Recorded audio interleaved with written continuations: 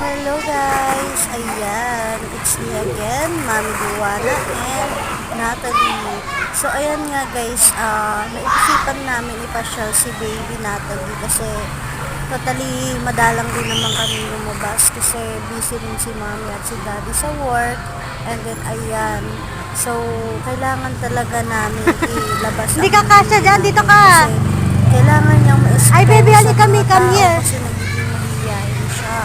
So, ayan guys, dito sa video na to, dito sa SM Fairview, nag-play nga pala siya Ayaw. dito sa laruan ng mga pang kids. And then, mura lang siya guys sa take no 250, 1 hour, and then unlimited play na siya kahit saan mo gusto maglaro dyan. So guys, mahaba pala siya. Pero ayun nga guys, so sobrang nag-enjoy talaga siya.